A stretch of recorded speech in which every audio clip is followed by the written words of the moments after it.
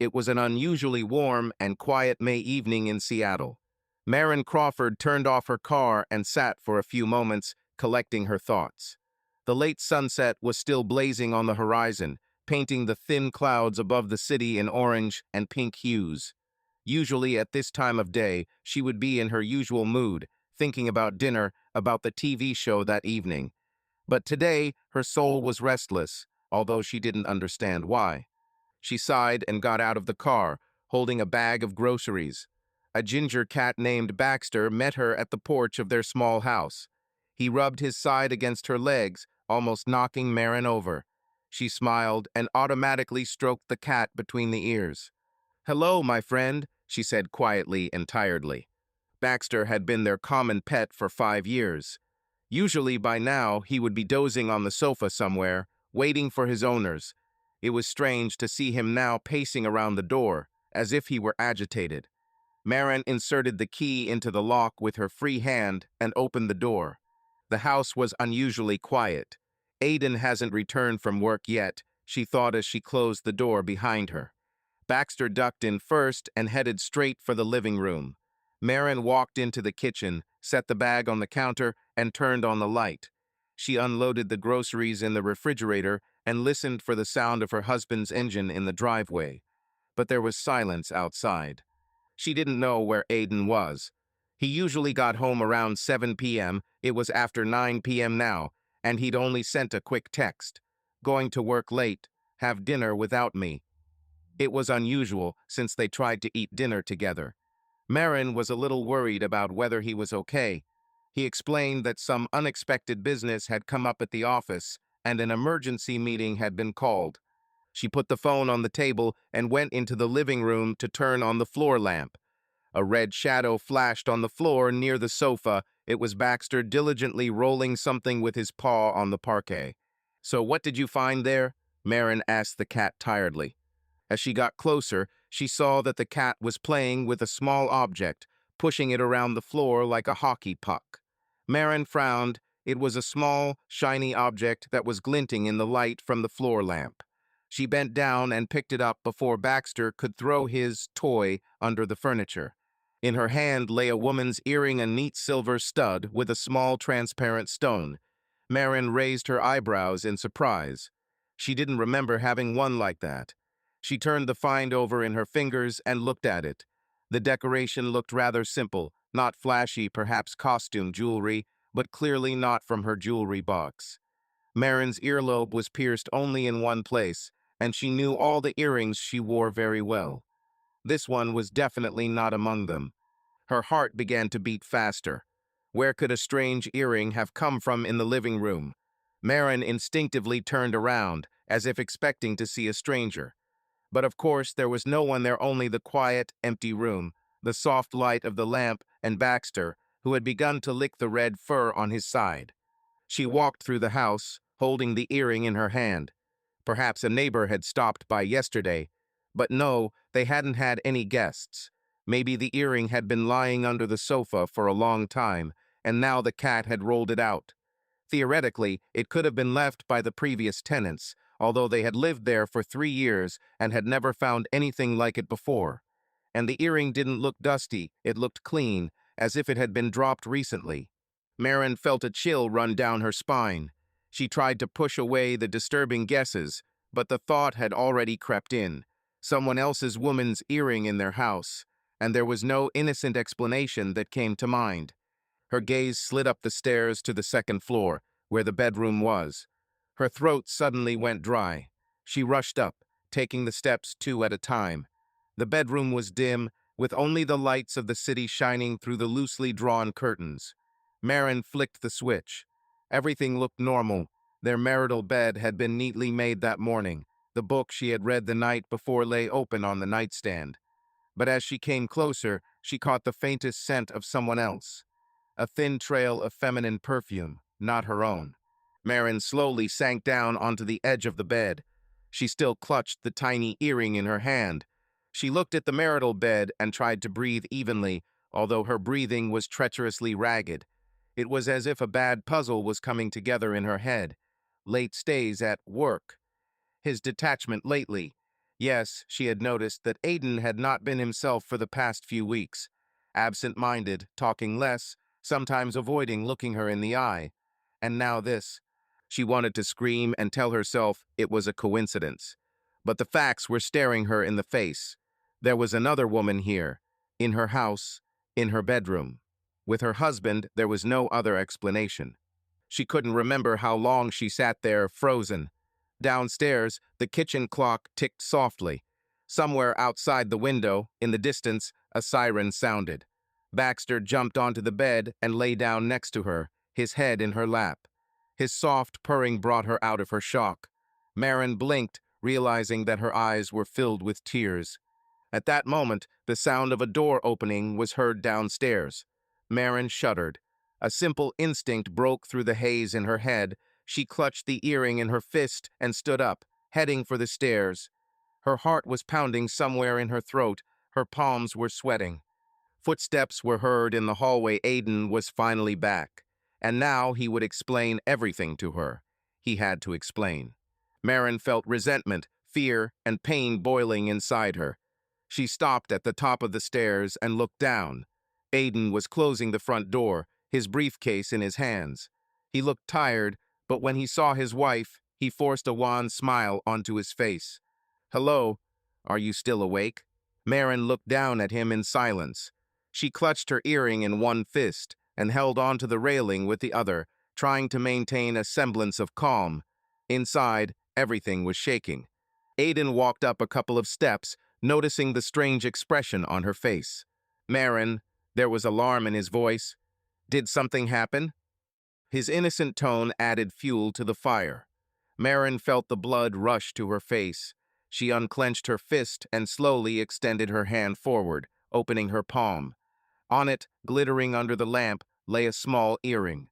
"Aiden," her voice broke into a hoarse whisper, "please explain to me, what this does it at our home?" Aiden froze on the stairs, looking from the earring to his wife's face. Aiden opened his mouth, but at first no sound came out. His eyes widened visibly in fear, and his face instantly lost color. It was as if he was frantically searching for the right words, but he found none, and the silence between them stretched out, echoing loudly with the pounding of Marin's heart in her ears. "I don't know," he finally said slowly. "I have no idea where we got this from." He took another step up, reaching out to examine the find, but Marin jerked her hand away.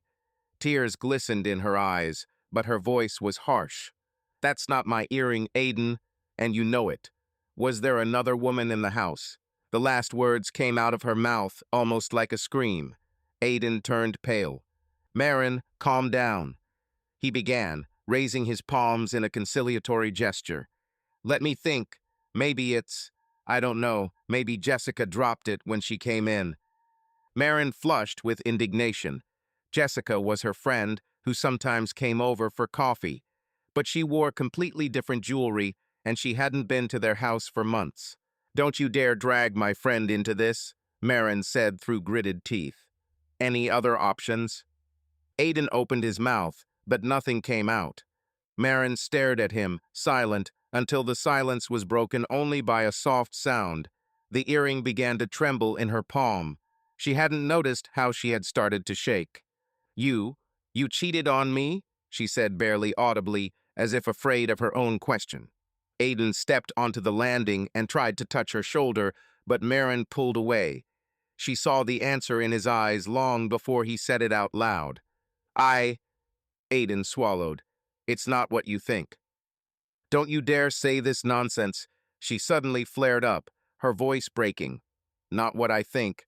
There's a strange earring in our house, a woman's smell. Do you take me for a fool?" "No, of course not." He spoke quickly, trying to calm her down. "Look, yes, there was someone here, but that was all. It was a mistake." Marin felt her insides drop. She staggered, but quickly pulled herself together. "A mistake. Just a mistake." "Who is she?" she asked coldly, staring at her husband. Aiden shook his head, pressing his hand to his forehead. "Nobody. Nobody anymore. It's been over for a long time, Marin." "So there was one after all," she smiled bitterly, feeling a wave of nausea. You brought her here, to our bed. It was one time, he blurted out suddenly, startled by the volume of his own voice. I, I don't know what came over me. It didn't mean anything. Once, she repeated slowly, her hands gripping the stair railing. Do you think that makes it any easier, God? She covered her face with her hands, unable to cope with the wave of pain that engulfed her. Horrible images appeared before her eyes, which she immediately drove away, but they arose again. Here is a strange woman and her husband on this very bed. A room filled with someone else's laughter, groans. Marin covered her ears with her hands, trying to throw these images out of her head. Marin, please. Aiden touched her shoulder, but she recoiled as if he had burned her with his touch. Don't come near, she shouted, her voice echoing in the empty house. For a few seconds, they simply looked at each other. Baxter meowed softly below, as if he too sensed the tension between the humans. After a while, Marin remembered the photographs of them on the wall along the stairs, one of her and Aiden hugging by the ocean during their vacation last year, another of them beaming with happiness from their wedding. The images now made her heart ache.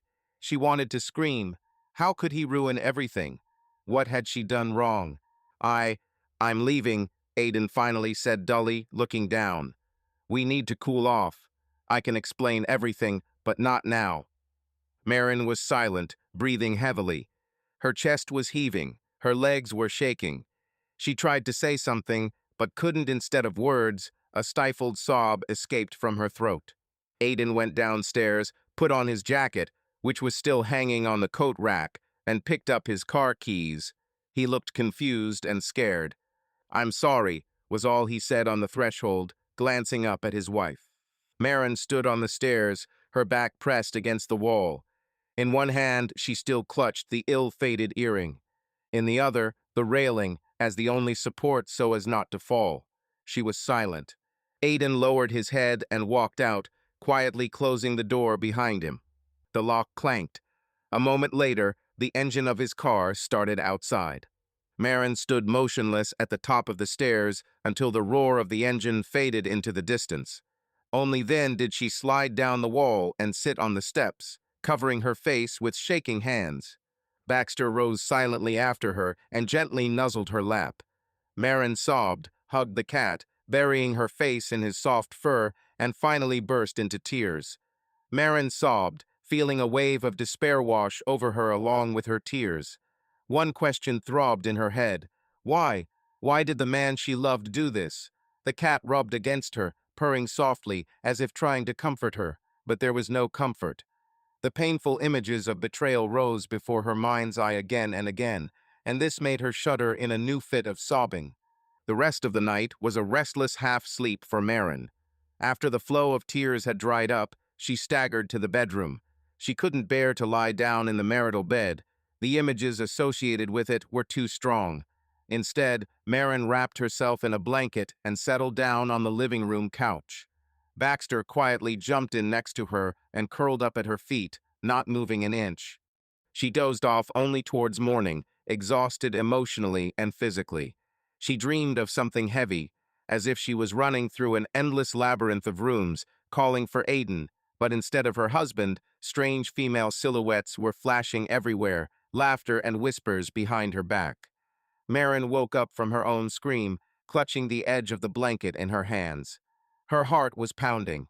For a few seconds, she couldn't understand where she was, trying to convince herself that it was just a dream. However, the reality turned out to be much worse than any nightmare. The ill-fated earring was lying on the coffee table. Marin mechanically took it. A small, cold object in her palm reminded her that everything that had happened was real. The gray morning light was filtering through the window, a typical overcast Seattle dawn. The clock on the wall said 6:30.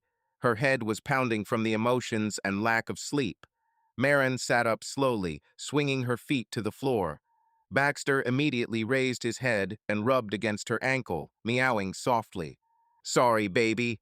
Let's go, I'll feed you, she whispered, stroked the cat, and headed to the kitchen. After pouring food into the bowl and putting out fresh water, Marin leaned her hands on the table. Her temples were throbbing. She needed to get ready for work. Time was running out. She automatically reached for her phone to put the kettle on and check her messages. On the screen are several missed calls from Aiden and one message. "I'm sorry. Talk later, please." Marin felt a new wave of anger wash over her. "I feel sorry for him," she whispered bitterly. After thinking about it, she quickly typed a reply. "Don't call me yet." She immediately switched her phone to silent mode. The thought of going into the office today and pretending everything was normal was unbearable. Marin worked as an interior designer in a small studio, and she had a project that needed her attention. But now she was barely able to stand. She called a colleague and said she felt suddenly unwell. Fortunately, the team was friendly, and her work friend, Katie, immediately wished her a speedy recovery and promised to cover for her with her superiors. After hanging up the call, Marin sat down at the kitchen table, staring straight ahead. The details of the previous evening kept coming back to her. Tears welled up in her throat, but she forced them back, as if she had no more strength left to cry. A couple of hours later, closer to midday, when the dim light outside the windows cleared up a little, Marin went upstairs to change. In the bedroom mirror, she almost didn't recognize her reflection. Her eyes were red and swollen, her hair was disheveled. She mechanically grabbed a brush and began absent-mindedly combing her hair, trying to tidy herself up a little. At one point, her gaze fell on a framed photograph on the dresser. It was of her and Aiden laughing and hugging each other at a friend's party a few years ago. Marin felt her lips curl into a pained smile. It seemed like the carefree woman in the photograph was a completely different person, completely different from the Marin of today, who had seen everything that seemed solid crumble under her feet. Marin's mind flashed back to a year ago. She had caught a bad cold, barely got out of bed, and Aiden had been running around for 3 days with medicine, broth, and warm socks. He had taken time off work to be there and take care of her. He seemed to be the model of a caring husband, someone you could always rely on. That was why everything now seemed so impossible, as if her kind Aiden had been replaced. Suddenly, she realized that she could no longer stay in this empty apartment 4 walls, where everything reminded her of betrayal. She needed to talk it out, to see someone close to her. Her first impulse was to call her mother, but her mother lived far away, and Marin did not want to tell her such details over the phone. Besides, she was afraid that she would not be able to hold back and would burst into tears again. Then she dialed Jessica's number. Her best friend didn't need to explain anything. Hearing Marin's broken voice, Jessica immediately asked, "Are you home? I'll be there in 20 minutes." Marin could hardly wait for her friend to arrive. Jessica had brought 2 large paper mugs of coffee and fresh croissants. When she came in, she hugged Marin tightly, letting her cry a little more even though Marin thought she had run out of tears. The sight of someone close to her, someone who had known her for so many years, broke her insides again. They were sitting in the kitchen. Baxter, reassured by the presence of another close person, settled down next to them on the windowsill and looked attentively at the women. "I'll kill him, honest," Jessica blurted out at last, after listening to Marin's halting story. "How could he? Oh God, I never would have thought. I still don't believe it myself. It seems like here is the proof." She nodded at the earring she put on the table. "But for me, it's all in a fog, as if this isn't happening to me." Jessica touched her hand gently. "Darling, I'm so sorry, but you're doing great, really. Have you decided what you're going to do yet?" Marin was silent. She was afraid to say the word out loud, divorce. Until the end, she still did not believe that everything had gone so far. "I don't know," she answered honestly after a pause. "Yesterday, I just threw him out of the house. I don't even really remember what I shouted at him." "And you did the right thing," her friend said firmly. "Let him feel it. And where is he now?" "I'm not sure. Probably at a friend's or a hotel." Marin rubbed her temples tiredly. It suddenly occurred to her that she didn't even know where Aiden had gone that night. But it didn't make much difference. Jessica winced, clenching her fingers around the cup. "What is he going to do? Has he tried to contact you?" "He called and wrote this morning, Marin nodded at the phone lying on the table next to her. I didn't answer. I'm not ready to hear his voice. I don't know what he wants to say, except I'm sorry. The friend sighed sympathetically. Of course he feels sorry, and I feel sorry for you. You don't deserve this. At these words, Marin felt the lump in her throat again. She convulsively swallowed the hot coffee, trying to pull herself together. Listen, Jessica began cautiously. Maybe you should move in with me for a couple of days. I don't think it's good for you to be here alone right now. Marin shook her head. Thank you, but I don't want to run away from my own home.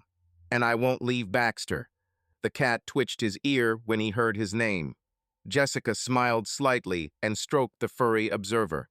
Okay, but if anything happens, call me right away. I'll come running. And I'll stay with you tonight. Don't argue, she added in a tone that brooked no objections. Marin squeezed her friend's hand gratefully. She didn't even think of arguing. She had spent the previous night alone and understood perfectly well that if there was a loved one nearby, she would feel at least a little better. They spent the evening together. Jessica ordered pizza, and they tried to distract themselves by talking about other things, recalling funny incidents from the Institute, watching some light show on TV. Marin even smiled weakly a few times. Before going to bed, her friend poured her some warm milk with honey and insisted that she take a sedative. When Marin went upstairs to change, her gaze involuntarily fell on the half of the closet where Aiden's things usually hung. Now it was empty. He had managed to take some things when he left in a hurry. The image made her heart ache, but she quickly turned away, clenching her fists. Not now, she whispered to herself, closing the closet door. The night passed a little more calmly. At least her friend was nearby, and the accumulated fatigue took its toll. Only towards morning did Marin wake up in tears again, but this time Jessica immediately hugged her, calming her with a whisper. Hush, hush, everything will be fine. And, strangely enough, Marin almost believed her. Aiden woke up early one morning on the cramped couch in his best friend Mark's rented apartment. His head was pounding from a restless night. The surroundings were slightly disorganized. A stack of magazines and CDs lay on the coffee table, an empty mug of half-drunk tea next to it. The refrigerator hummed quietly in the corner. He barely closed his eyes. As soon as he closed them, Marin appeared before him again on the top step of the stairs, pale, with a broken look, holding out that ill-fated earring to him. And her voice, broken and full of pain. What is this doing in our house? Aiden squeezed his eyes shut, trying to push the images away. No matter how much he tried to convince himself that this was just a bad dream, reality kept coming back. He had made a terrible mistake, and the price for it had begun. There was a noise in the kitchen as Mark fiddled with the coffee maker. Aiden stood up slowly, his whole body aching. Maybe it was from the strain, maybe it was from sleeping hunched over on the short couch. It was a gloomy dawn outside, a typical overcast Seattle morning. Mark appeared in the doorway, holding 2 mugs of hot coffee. His friend's face showed sympathy mixed with condemnation. How are you? He asked quietly, handing the mug to Aiden. Aiden took the hot coffee and just shrugged. I've had better, he muttered, taking a sip. The bitter taste of the drink sobered him up a bit. Mark sat down opposite him in an old chair. They were silent for a while. Aiden nervously tapped his finger on his mug. He was ashamed to look his friend in the eye. Mark was friends with both of them, and the news that Aiden had betrayed Marin clearly stunned him. So Marin found out everything, Mark finally said, apparently deciding that there was no point in delaying it any further. Aiden nodded, covering his eyes tiredly with his hand. Yes, found that damn earring. Baxter. He smiled bitterly. The cat rolled it out at her feet. Can you imagine? Mark shook his head, not knowing what to answer. Honestly, my friend, I'm shocked. Why do you need this? I would never have thought. You seemed like such a strong couple. We were, Aiden said quietly, looking down at the dark liquid in his mug. A lump formed in his throat. I don't even understand how I got to this point. Then explain it to me, Mark said calmly but sternly. I want to understand what's going on in your head. Who is she anyway? Aiden ran his hand over his face, trying to collect his thoughts. Her name is Emily, he began quietly. She works with me in the accounting department. We're on a project together. Damn, Mark, that's no excuse, but... He paused, choosing his words. The last few months have been tough for Marin and me. We're always tired, barely able to talk in the evening. I remember thinking that a crisis was not far away. And then Emily came along. She's new, bright. She started coming to see me often to discuss business, and not just business. I noticed that I was starting to look forward to these conversations. I was flattered that a young, pretty girl was interested in me, laughing at my jokes. He fell silent, looking away. Mark listened attentively, frowning. Well, it's banal, Aiden continued bitterly. A classic story, like in a stupid movie. One day after work, we were hanging out, chatting. She suggested having a glass of wine at a bar nearby. I agreed, although I knew I was doing the wrong thing. And then everything was like a fog. One word led to another. She started flirting openly. I didn't stop her. In the end, we went to my place. Marin then went to her mother's for the weekend, you remember, she told me. Mark nodded without interrupting. Aiden covered his face with his hand, as if hiding from himself. Well, that's it. We slept right in my and Marin's bed, he admitted hoarsely, disgusted with himself. In the morning, I woke up and realized what I had done. Emily was still asleep, and I felt so sick from the realization. I literally threw her out, without even having breakfast. I didn't find her right away. I thought I had cleaned everything up. He clenched his fists, feeling despair wash over him. I wanted to forget everything, to pretend that nothing had happened. Emily, of course, wrote and called at first. I told her right away that it was a mistake, that I loved my wife and was not going to ruin everything. She cried, said that she had fallen in love too. It was a complete nightmare. Aiden fell silent, swallowing the lump in his throat. Mark exhaled quietly. And how long did this last? Anything else after that time? No, Aiden shook his head. I cut it off right away. I avoided her as much as I could. By the way, she quit a week later. Apparently, she couldn't take it anymore. Since then, it's been quiet. That was 2 months ago. Mark was silent for a while, digesting what he had heard. So you decided not to tell Marin anything. How could I tell her? Aiden flared up, raising his head sharply. I chickened out. I saw that she was having a hard time at that time work, a deadline for the project. She was nervous herself. I almost told her then I thought, it's better for me to live with this guilt, but not hurt her.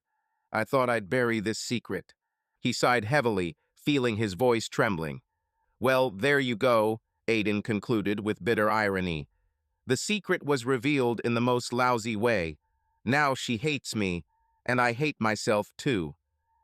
Mark stood up and patted his friend on the shoulder. At first, of course, she'll be furious and hurt. That's normal. But you have to try to fix everything, if she'll let you at all. Are you going to fight for her? Of course, Aiden said quietly, looking up at his reddened eyes. I love her, Mark. I may have been a total jerk these past few months, but losing her... He trailed off, at a loss for words. I don't know how to make it up to her. Give her some time to begin with, advised the friend. Right now, in the heat of the moment, she may not want to hear or see you. But then, perhaps, you can talk. I already called her, wrote to her. She answered that I shouldn't interfere, Aiden confirmed sadly. You're right, we need to give her space. That's right. And then you'll show up to her with flowers, get down on your knees, and beg her to forgive you if necessary, Mark joked roughly, trying to at least slightly raise his friend's spirits. Aiden just chuckled weakly, knowing his friend was trying to be supportive. He felt empty inside. The future seemed unclear. The only thing he knew for sure was that he would do everything he could to regain Marin's trust, if that was even possible. You can stay with me as long as you need, don't worry, Mark added, finishing his coffee. Maybe you'll try going to work today to take your mind off things. I'm not sure I can work, Aiden shook his head. He pictured the office, the very desk where he and Emily had flirted and felt sick. I'll take a sick day or a day off. As you wish, nodded the friend. I'll run then. I have to be in the office by 9. My refrigerator is at your complete disposal. Make yourself at home. Mark took the empty mugs and walked out, leaving Aiden alone in the room. Aiden sank back onto the couch heavily and covered his face with his hands. He tried to imagine his life if Maren actually filed for divorce. The picture was bleak. An empty apartment, strangers dividing up their property, relationships broken forever. And most importantly, she was no longer here. He clenched his jaw, fighting back tears. No, he didn't want to give up. Aiden pulled out his phone and opened his last short text with his wife again. Her message, "Don't call me yet," was like fire on the screen. He typed a response, erasing and rewriting the words several times until it was simply, "I understand. Let me know when you can talk. I love you." After sending it, he stared at the screen for a long time, but no answer came. Only the reflection of his own exhausted face looked at him from the black mirror of the phone. 2 days after that nightmarish evening, Maren felt strong enough to listen to Aiden. Jessica had gone home, making sure her friend was holding up and promising to come back any time if needed. Maren knew there was no point in putting off the conversation. Sooner or later, she would have to dot all the I's and cross all the T's. She wrote Aiden a short message. "Come over tonight, we need to talk." Her heart was pounding when, at the appointed time, she heard the jingle of keys in the lock. Maren was sitting on the living room sofa, staring at the now blacked-out television. Baxter was curled up next to her, but he looked up at the sound of the door opening. Aiden walked in hesitantly, his footsteps echoing in the quiet house. He paused at the door to the living room, visibly nervous. He was wearing the same jacket he had left in, and there were dark circles under his eyes. "Hello," he said quietly, as if he was afraid of scaring her away. Maren nodded, motioning for him to come through. She was surprised at how she managed to maintain her outward calm. Inside, everything was clenched into a ball, but the tears seemed to have dried up. All that remained was a cold determination to sort this out. Aiden slowly sank into the chair opposite. There were a few steps of emptiness between them, an invisible abyss it seemed. At first, no one dared to speak. Baxter jumped off the couch and quietly left the room, as if he sensed that people would talk about their own things. "Thank you for agreeing to meet," Aiden finally began hoarsely. "I don't even know what to say." "Try the truth," Maren answered evenly. "The whole thing. I want to understand why our life suddenly went downhill." Aiden looked down and took a shuddering breath. "You're right. You deserve to know everything." He ran his hand through his hair, then straightened up, trying to look her in the face. "Her name was Emily," he began quietly. "We worked together. It happened when you went to see your mom in April, remember?" Maren remembered about 2 months ago, she had actually flown to Florida for a weekend to visit her mother, who had had a minor routine checkup at the clinic. Aiden had been unable to go because of work. Maren nodded silently, feeling her heart clench. Anyway, he cleared his throat. "We stayed late at the office, then went for a drink. The rest is a blur. I already told you the general outline." "No," she interrupted, more harshly than she had intended. "You didn't tell me anything, not a single word. Common, not common, because you chose to remain silent for 2 months. So go ahead, tell me, how long did it last?" Aiden swallowed. "Did it last? No way. It happened once. Only then, that night. And it never happened again." "Just once," Maren smiled bitterly, leaning back on the sofa. There was a note of hurt in her voice. Aiden shook his head. "No, it wasn't a romance. I don't know what it was. Some kind of clouding." Maren clasped her hands to hide the trembling. "Did you love her?" she asked, almost in a whisper, not sure if she wanted to know the answer. "No," he answered quickly, meeting her gaze. "Not at all. I only loved you. It's not about love. It was a mistake." She was silent, taking his words in. Somewhere deep inside, a relief came over her. Although it was small consolation, he had no feelings for the other one. However, that didn't make the wound any less painful. "Why?" Marin asked the main question, the one that was tormenting her the most. Why did you do it, Aiden? I want to hear how I. She stopped, and her voice wavered. How was I worse? What were you missing? Too fat, unattractive, boring. Aiden let out a shuddering breath. No, it's not you. You didn't do anything wrong, do you hear me? He said hotly. It's just, we were both exhausted at the time. We had grown distant from each other. You worked a lot, I did too. We were constantly tired. Everyday life was eating us up. That doesn't excuse me, not at all. Those are my weaknesses. I allowed myself to succumb to a momentary temptation. You were a wonderful wife, Marin. I'm the one who ruined everything. Marin looked straight at him, tears glistening in her eyes, but her voice remained firm. A wonderful wife. Apparently, not wonderful enough, since you traded our life for some momentary temptation. I didn't trade it, Aiden exclaimed excitedly. It didn't mean anything to me, really. I don't even know how I got on this path. I should have stopped, but I seemed to have lost my head. In our bed, she said quietly, looking down at her clasped fingers. You brought her here, to our home. Aiden covered his face with his hands. I know, it's disgusting.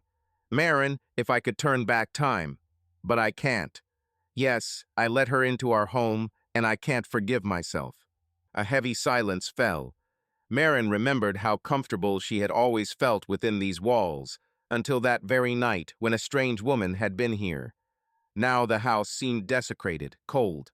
She looked up, wiping a single tear from her cheek. What happened next? She asked dully. You threw her out this morning and decided not to tell me, right? Aiden lowered his hands and nodded. Yes, I almost told you. I probably should have. But I was scared. I thought it was better to live with it than to ruin everything by confessing. What if you would have forgiven me if you hadn't found out? I'm wrong. He looked away at the floor. Emily called later, wanted more, said she was attached to me.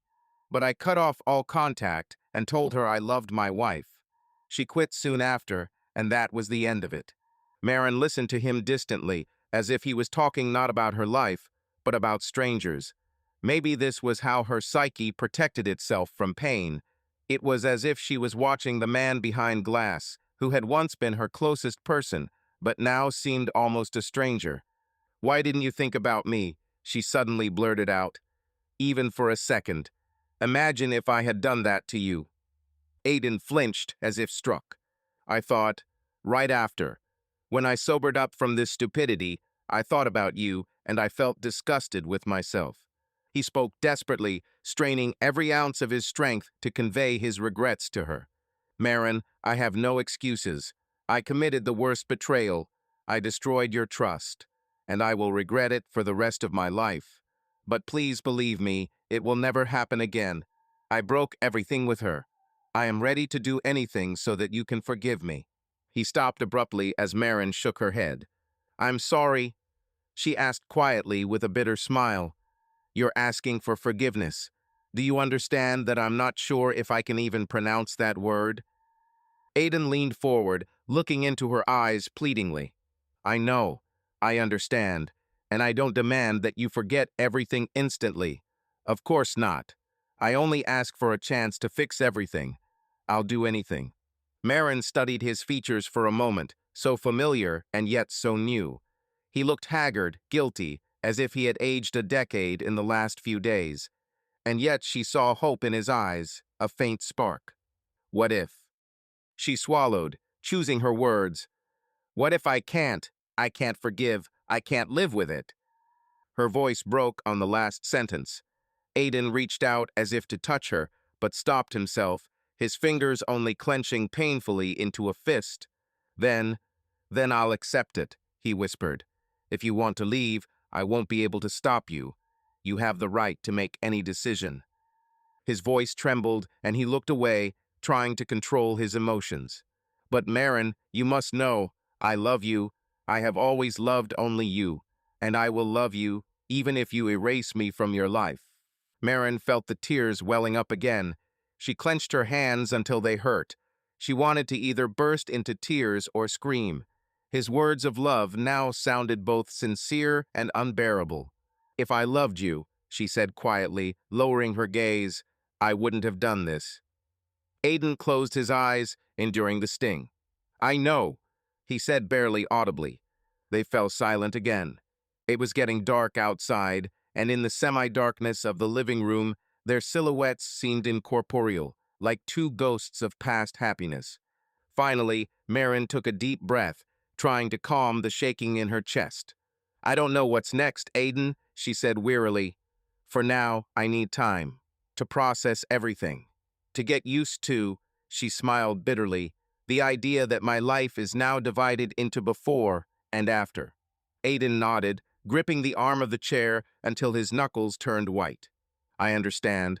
I'll wait as long as necessary. Marin stood up, it seemed that just a little more, and she simply wouldn't have enough strength to continue this conversation. I think that's enough for today, she said quietly. I need to be alone. Aiden stood up as well, not taking his eyes off her. Of course, I can come whenever you say. Or, he hesitated. Maybe you want me to find us a family psychologist. If you agree, I'm ready to go to at least 100 specialists, as long as we have a chance. Marin closed her eyes tiredly. Not today, she answered evasively. Let's do it later. He realized that it was useless to insist and hunched over as if under a heavy load. Please take care of yourself, he said quietly as he said goodbye. Marin didn't answer. She stood there, hugging herself, while Aiden walked into the hallway. As he was leaving, he turned around as if he wanted to say something, but he couldn't find the words. A moment later, the front door closed softly behind him.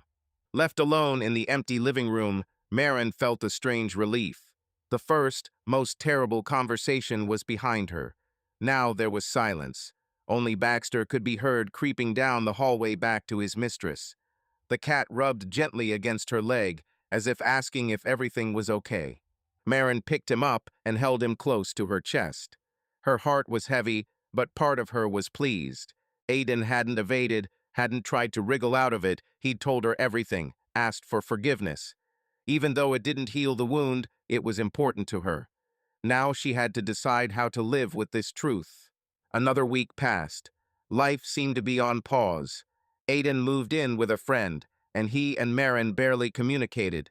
Only a couple of short messages, and even those were mostly organizational.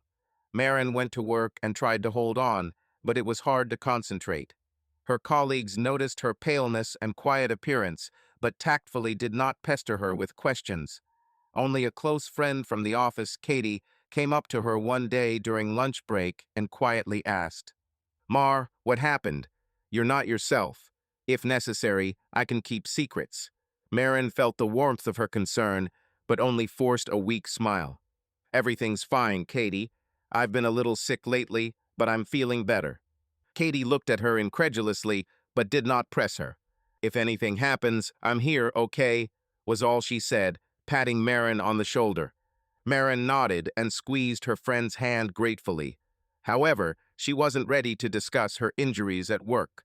There was a constant struggle inside her. Whenever she imagined a future without Aiden, it hurt like the loss of a loved one. But whenever she remembered his betrayal, a wave of anger and disgust washed over her. She didn't know what she wanted, to try to forgive him and save the marriage, or to erase the traitor from her life forever. Jessica urged him not to make hasty decisions. Give yourself time, she said. You're emotional right now. Once you calm down a bit, you'll decide.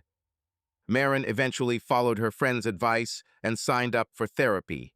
She felt like she couldn't cope with the cycle of thoughts and feelings on her own. She waited anxiously for her first meeting with the psychologist. A middle-aged woman with a gentle smile greeted her and introduced herself as Dr. Riley. In the cozy office with beige walls and 2 chairs, Marin finally allowed herself to speak frankly without fear of judgment. What you're experiencing is real emotional trauma, Dr. Riley explained softly after Marin's halting story. Being betrayed by a loved one is one of the hardest things you can ever do. Pain, anger, hurt, even humiliation, all of these emotions are normal. Don't try to suppress them. The most important thing right now is to take care of yourself. Marin clutched a crumpled handkerchief in her hand. She had just cried another round of tears, telling a stranger about her broken family. "I don't know what to do," she admitted quietly. "Part of me wants to never see him again, and the other part misses who he was to me, our good times." The psychologist nodded understandingly. "This is also natural. You loved this person, you had a lot of good things. You don't need to clearly decide now whether to forgive him or leave. Now you can take a break, live separately, come to your senses. The decision will not come right away." "What if I can't forgive it all?" Marin whispered, looking at the floor. "That happens too." "It happens. And it's your right not to forgive. No one is obligated to maintain a relationship at the cost of their own mental health," Dr. Riley replied. "On the other hand, some couples overcome infidelity and rebuild trust over time. It's a long road that requires a lot of work from both, especially from the one who cheated. And of course, there are situations when trust cannot be restored." "I'm scared," Marin admitted. "I'm scared of making the wrong choice. If I leave, what if I regret it later? And if I stay, what if I can't live with it and suffer?" The psychologist leaned forward slightly, looking softly at Marin. "I understand your fears. Unfortunately, there is no easy way out. Any decision is difficult. But try asking yourself, what do you want right now? Not out of duty or fear, but from your heart. Do you want to try to save the marriage?" Marin was silent for a long time, trying to look into her soul. Finally, she quietly said, I think so. Despite everything, I still love him. And our life." She took a shuddering breath. "Our life wasn't a lie. We had a lot worth fighting for." It was painful to say, but also a relief at the same time, to admit to herself that she wasn't ready to destroy everything in one fell swoop until she tried. Dr. Riley smiled cautiously. "Then perhaps it's worth giving your husband a chance to fix everything. If he's willing to work on himself and the relationship, of course. He says he's ready for anything." Marin smiled sadly. "But I don't know if I can ever trust him." "Trust has been badly damaged," the psychologist nodded. "Restoring it is not a matter of days or weeks, but maybe years. And there are no guarantees. You can try family therapy together, talk through all the problems in the presence of a specialist. This sometimes helps couples get through a crisis." Marin wiped the corners of her red eyes with a handkerchief. "What if it suddenly doesn't work out? What if I realize that I can't?" "Then you can always stop," Dr. Riley said softly. "The main thing is that it's your decision, one you're confident in. You don't owe anyone anything. Do what's best for you." These words suddenly lightened her soul. Marin realized that she really had the right to try to save the marriage and to break it off based on her own feelings and not on other people's expectations. As she left the office after the session, she felt a little calmer. At least she had some certainty. She had decided to give their marriage a chance, but with conditions. That same evening, Marin summoned her courage and called Aiden. He answered almost immediately, seeming to be waiting for her call every second. "Marin," his voice sounded tense. "Hi," she hesitated, choosing her words. "I wanted to say, maybe we should go to a psychologist together. A family psychologist." There was silence on the line, then Aiden exhaled. Of course, my dear, as you say. I'll find a good specialist, or if you have one in mind. I agree with everything." For the first time in a long time, he called her sweetheart, and Marin's heart skipped a beat at the familiar address. She closed her eyes. "Okay," she said quietly. "Then we'll find someone. And no promises yet, Aiden. I'm just agreeing to try." "I understand," he quickly responded. "Thank you. You won't regret it, I promise. No promises," she interrupted firmly. "Let's just try, and then we'll see." "Okay," he agreed humbly. "I'm grateful to you for this chance." Marin felt a lump in her throat and hurried to end the conversation. "Let's call each other later and decide on the schedule." "Yes, of course. Good night." "Calm down," she echoed and pressed the end button. She put the phone down and sank down on the bed. Baxter jumped up next to her and lay down, resting his muzzle on her lap. Marin stroked the cat and said quietly, "Well, baby, let's try again, shall we?" The cat didn't react to the words, only purred from the affection, and Marin sat in the darkness of the bedroom for a long time that evening, looking at the flickering lights of the night city outside the window and trying to tame the anxious beating of her heart. She had made a choice, an intermediate choice, at least, and a difficult path awaited her. They began therapy together a week later, as agreed. Marin and Aiden went to the center every Wednesday night to see a couples therapist, Dr. Fleming. The first sessions were difficult. Marin had a hard time bringing the pain of betrayal back to the surface, and Aiden had a hard time dealing with her tears and accusations, although he steadfastly admitted his guilt. At one of the sessions, Dr. Fleming asked them to describe in turn how each of them had felt after the betrayal. Marin, nervously fiddling with her handkerchief, tried to find the words. It was like the ground had been ripped out from under me. My reality was crumbling. The person I trusted completely suddenly became alien, dangerous. She spoke quietly but firmly. I felt humiliated, insulted, and broken, like I wasn't valued enough to be treated like this. Her voice trembled at the last words, and the doctor asked softly, "Aiden, repeat in your own words what you heard from your wife." Aiden leaned forward, speaking clearly. "I heard that Marin felt betrayed and humiliated, that my actions destroyed her sense of security, made her doubt her own worth. She was hurt, so hurt that I did this to her." His own eyes stung. Marin nodded, letting him know he understood her correctly. The psychologist turned his gaze to Aiden. "Now it's your turn. Describe what you felt and feel." Aiden cleared his throat, feeling a lump in his throat. "I was horrified by what I had done. Immediately after the betrayal, self-hatred, fear. Then I lived with shame and guilt for 2 months. And when everything was revealed, I was truly afraid that I had lost her forever. I still feel guilty every second, and gratitude that she even talks to me. I am very sorry." His voice broke, and he wiped away an unbidden tear with the back of his hand. Marin stared silently at the carpet, clutching her handkerchief. Dr. Fleming asked many more difficult questions. He asked Aiden to explain why he thought the betrayal had happened, what he had been missing. Aiden, looking down, honestly admitted that he had felt neglected, trapped in a routine, looking for a light, cheerful mood on the side, not thinking about the consequences. It was painful to say this in front of Marin, but she listened calmly, only her fingers clenched until her knuckles turned white, betraying her tension. The therapist also discussed what they wanted next, whether they were willing to put in the effort to rebuild trust. Aiden insisted that he was willing to do anything and was already doing what he could. Marin quietly said that she wanted to try, but she didn't know if she could trust again. The therapist noted that this was natural and that trust was restored not with words, but with actions and time. He gave them homework.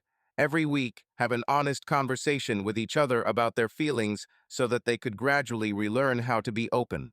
After the session, they went outside together. It was a cool autumn night. October had quietly arrived during their crisis. Therapy had taken a lot of emotional energy, but at least it had given them a chance to talk openly. "Thank you for coming today," Aiden said quietly as they pulled up to her car. They usually arrived separately and went their separate ways after the session. Marin closed her eyes tiredly. "We've been paid for this," she smiled with difficulty. "It would be stupid not to come." This sounded a bit harsh, and she added more quietly, "But I think it helps a little." Aiden nodded. "I think so too." There was an awkward pause. It seemed that neither of them knew how to behave outside the office. Before, everything had been so simple. They would go to dinner together or go home, discuss the film or work. Now, every word was carefully weighed. "Maybe," Aiden suddenly began, shoving his hands into his jacket pockets. "Maybe you wouldn't mind having some coffee now. There's a place nearby. Remember, we went to after the movie once." He didn't finish, noticing the confusion on her face. Marin looked down. "Sorry, not today. I'm quite tired." Of course, I'm sorry, he immediately caught himself. I didn't mean to push. She opened the car door, then turned to him. You know, thank you for going to these sessions, for trying. Aiden smiled sadly. Marin, I'm glad to at least try to fix everything, and I see how hard it is for you. If I could, I would take your pain upon myself. She nodded, not trusting her voice. She quickly got into the car and closed the door. Aiden walked away, waving goodbye. Marin waved briefly and hurried away. She didn't have the energy for long conversations. She felt emotionally drained. A month passed. They attended 4 sessions together. Communication outside of therapy was also beginning to improve. Marin allowed Aiden to come over a few times and help around the house, like fixing a leaky faucet and putting together a collapsed shelf in the pantry. He did everything faithfully, trying to earn her trust with little things. They spoke politely, trying to avoid touching on painful topics outside of Dr. Fleming's office. One Sunday, when Marin couldn't get the lid off a jar of pickles, she automatically called out, "Aiden, can you open it?" Before she remembered she was home alone. It made her sad and hopeful at the same time. She realized how much she missed her husband's simple presence in her life. Aiden also tried his best to demonstrate his trustworthiness. He always answered her calls and messages almost immediately, reported when he went somewhere, voluntarily showed her his schedule just so she wouldn't worry. Marin appreciated it, although she didn't yet know whether she trusted him again or was just checking. On one of those days, after another session, they finally went to a cafe together to have coffee. It was their first almost normal time together after the betrayal. They talked about neutral things about work, about the news in the city. Several times the conversation even smoothly flowed into a friendly tone, and Marin suddenly caught herself laughing at Aiden's joke like before. It scared her and made her happy at the same time. "I missed your laugh," Aiden admitted quietly, looking across the table at her. The smile immediately faded from her face, and she looked down at her cup. The comment shattered her fragile sense of normalcy and reminded her of why they weren't together right now. "I'm sorry," he said hastily, realizing that he was mistaken. Marin shook her head. "It's okay. Just, let's not use phrases like that for now, okay? It's hard for me." Aiden nodded, biting his lip. "Of course, as you say." He paid the bill, and they left the cafe, once again drifting apart. Still, there was progress. Marin felt the sharp pain easing. She could sometimes think about the past without crying, but the trust still wasn't back. Sometimes, waking up at night, she would see an empty spot in the bed next to hers and imagine what might have happened if everything hadn't been revealed. Maybe she would have lived in blissful ignorance, and Aiden would have kept his lie. These thoughts brought bitterness. In mid-October, Aiden asked if he could move back into the guest room, at least temporarily, because he was finding it difficult to afford renting from friends. Marin paused to think. She, too, was bored with living alone, but letting him back in was terrifying. She was afraid it was premature. In the end, she decided to wait a little longer with this step. Aiden, although disappointed, accepted her decision without argument. And so they continued, balancing between attempts to get closer and a cautious distance. Marin did not make hasty promises, and Aiden continued to show patience and concern. They both really wanted to believe that reconciliation was on the horizon. But at the same time, fear and mistrust still stood between them like an invisible wall. November began with rain. Seattle was covered in a gray blanket of clouds. The last yellow leaves were falling from the trees. Almost 2 months had passed since the day Marin discovered the earring, and her life was split into before and after. Attempts to restore the marriage were ongoing, but no one was sure. Marin was still living separately, although she increasingly found herself missing the familiar comfort of family evenings. Aiden continued to balance between hope and fear. One November evening, Marin was driving home from work through a wall of rain, the rain lashing her windshield so hard that her wipers could barely keep up. She decided to call Aiden just to check in. They had been calling each other occasionally in a friendly way for the past few weeks. The phone rang, but he didn't answer. Marin frowned. He was usually always available. She tried again, but still no response. Frustrated, Marin threw the phone on the passenger seat. Anxiety washed over her, quickly replaced by irritation. Where could he be? Previously, she would not have paid attention, who knows. Maybe he went to the shower or was driving. But now every little thing was capable of igniting suspicions. Having parked near the house, she immediately tried to dial again. Zero response. Dark thoughts began to swarm in her head against her will. What if he has someone now? No, he wouldn't dare, but he already dared once. Her heart began to beat quickly, her palms began to sweat. She walked into the dark hallway and slammed the door. Baxter ran out to greet the hostess, but Marin barely paid attention, feverishly peering at the screen of her phone. She wanted so much to believe Aiden, but her mind immediately threw up images. Aiden somewhere in a bar, having a nice conversation with a new acquaintance, or, God forbid, again with that same Emily. Although he assured her that it was all over, she couldn't check. About an hour of fruitless worry passed. Marin paced the living room, feeling a painful lump growing in her chest. She even called Jessica and nervously spoke out. "He's not picking up," Marin told her friend on the phone in a panic. "It's been an hour, Jess. I'm beside myself." "Hush, honey, just don't get worked up," Jessica answered softly. "Maybe he's really stuck in traffic or his phone's dead." And if not, Marin walked around the room, pressing the receiver to her ear. What if he's, you know where, you know with whom? "Marin, don't think that," her friend said firmly. "He gave his word, he's trying. Don't kill yourself with suspicions ahead of time. Wait a little longer, okay? Call him again later." Marin tried to follow the advice, but her hands were shaking with anxiety. She kept glancing at the phone lying on the table as if it were an enemy. The tension inside her was growing with each passing minute. And then, when she was about to get into the car and go to Mark to find out if Aiden was home, the phone finally rang. Her husband's name flashed on the display. Marin answered immediately, trying to keep the tremor out of her voice. "Hello? Marin, I'm sorry I didn't answer right away," Aiden's tired voice rang out. "I was driving. I didn't hear my phone in my pocket. Then I ran into the store, bought something to eat. I see you called." Relief and anger warred within her. His explanation sounded mundane and plausible, but all the horrible images she had been conjuring up for the last hour demanded an outlet. "I didn't hear," she repeated coldly. "A whole hour?" Aiden paused. "I was on the track, then I really forgot to look. Sorry." Marin was silent, her fingers white on the phone.